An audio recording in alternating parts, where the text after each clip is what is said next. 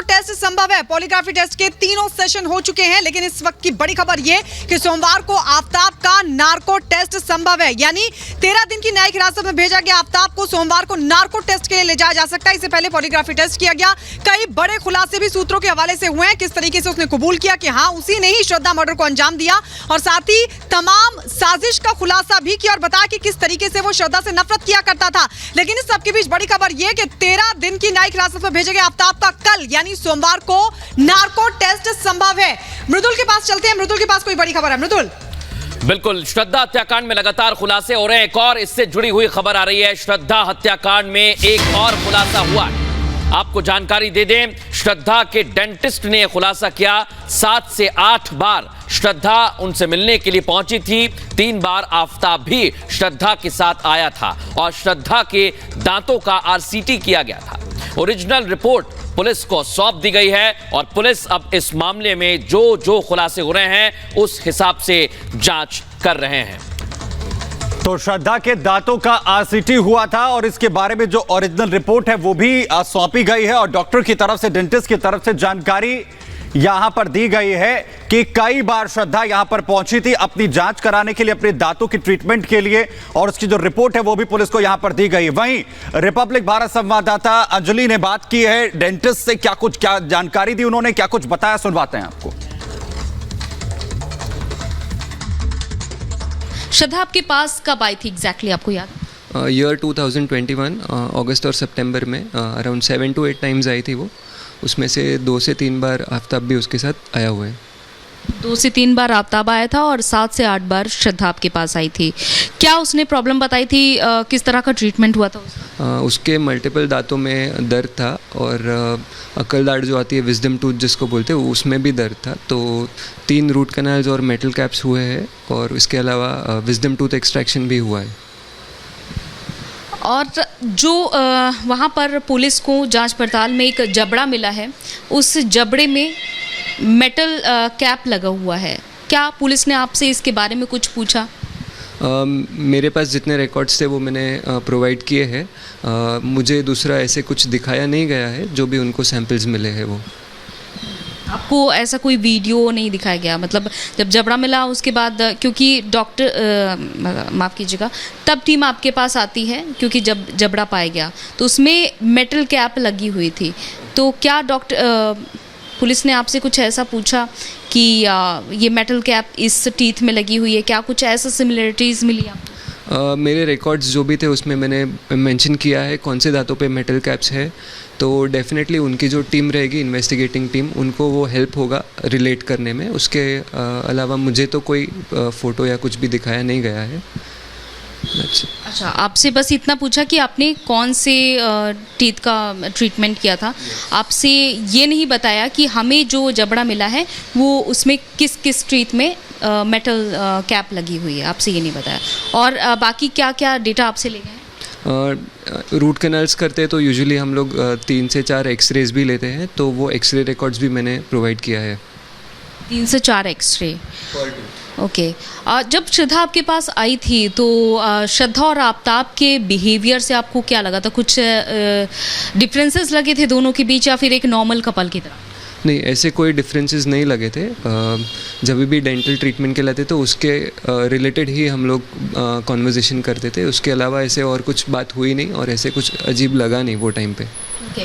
कभी मतलब आफताब ने श्रद्धा को लेकर कंसर्न दिखाया, उसको लेकर चिंता कभी दिखी कि उसका रूट कैनाल ट्रीटमेंट हो रहा है? कभी कुछ आपसे बातचीत की थी? ट्रीटमेंट रिलेटेड मैंने सारी इन्फॉर्मेशन उनको दी थी। जैसे ही नॉर्मल पेशेंट रिएक्ट करते वैसे ही वो लोग ने रिएक्ट किया। ऐसे कुछ अजीब रिएक्शन नहीं था दोनों का ही। दोनों का ऐसा कोई रिएक्शन नहीं था। तो इसके अलावा आपको क्या लग रहा है? क्योंकि देखिए एक लंबा प्रोसेस होता है जब इस तरह के कोई कंकाल हड्डी मिलती है, लंबा प्रोसेस होता है, डीएनए की प्रोफाइलिंग होती है। तो आपको क्या लग रहा है कि अब और कितना समय, एज ए डेंटिस्ट आप क्या बता सकते हैं, कितना समय लग सकता है इस तरह? अगर उनको नीचे का जबड़ा मिला है तो वो डेफिनेटली एक्सरेज और इससे रिलेट कर सकते हैं। उसके अलावा डीएनए मैचिंग जो रहता है वो सबसे ज़्यादा बड़ा प्रूफ है वो मैच करने के लिए, सैंपल्स मैच करने के लिए। तो डॉक्टर ने भी बहुत अहम बातें कही हैं, इसके आधार पर भी पुलिस जांच करेगी। हमारी सहयोगी अंजलि हमारे साथ जुड़ गए। अंजलि, बताइए, डॉक्टर से आपकी बात हुई है, पुलिस अब कहां तक जांच ले जाना चाहती है, क्या इनसे भी संपर्क किया जाएगा?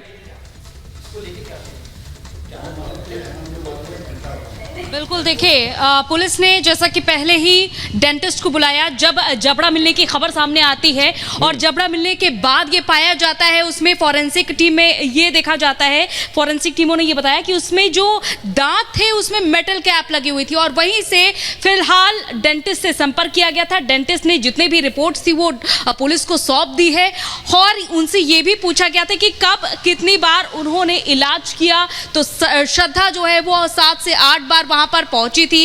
इसके अलावा आफ्ताब भी श्रद्धा के साथ हुआ करता था, 2 से 3 बार आफ्ताब भी डेंटिस्ट के पास गया। बताया कि बिहेवियर में कुछ तो अलग नहीं था, लेकिन बताया कि अब देखिए, अगर डीएनए की प्रोफाइलिंग हो जाती है, डीएनए मैच कर जाता है, तो ये सबसे बड़ा सबूत होगा। हालांकि डेंटिस्ट ने जितनी भी रिपोर्ट्स थी, जो एक्सरे थे, वो सौंप दिए है, और डेंटिस्ट ने भी बताया कि मेटल कैप लगाई गई थी। नॉर्मली जब कोई भी रूट कैनल ट्रीटमेंट होता है तो एक आखिरी वहां पर जो छोर होता है वो रूट कैनल ट्रीटमेंट में मेटल कैप लगाई जाती है। जब बातें बता रही है, इस बीच एक और बड़ी खबर, इस बीच इसी मामले से जुड़ी एक और बड़ी खबर आपको बता दें।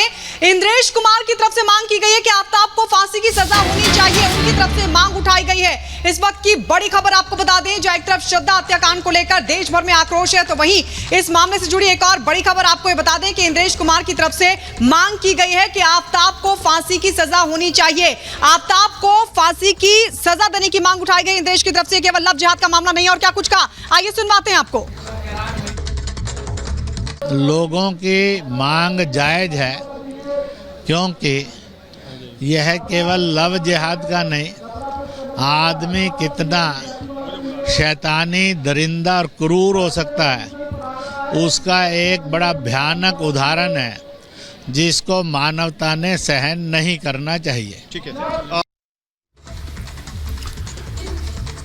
तो इंद्रेश कुमार ये कह रहे हैं कि इस पूरे मामले में कार्रवाई जो है वो सख्त और फांसी की सजा भी आफ्ताब को दी जाए। अंजलि हमारी सहयोगी लगातार बनी हुई है। अंजलि, आपने डॉक्टर से भी बात की और लगातार जांच भी आगे बढ़ रही है, लेकिन अभी तक पुलिस की जांच क्या कहती है, और जिस जबड़े का आपने जिक्र किया इसमें, क्या उसे अभी तक आइडेंटिफाई किया जा सका है, अभी तक उसे स्पॉट किया जा सका है?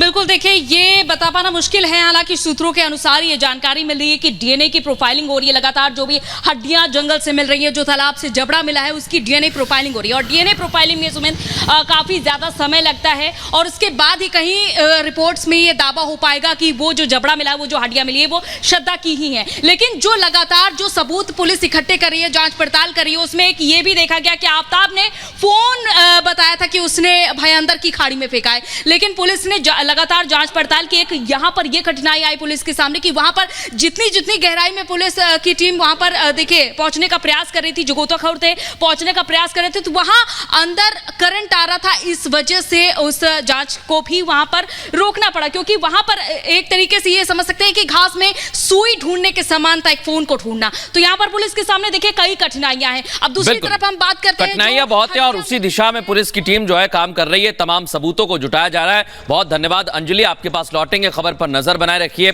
अब आगे बढ़ेंगे और बात करेंगे एमसीडी के महादंगल की।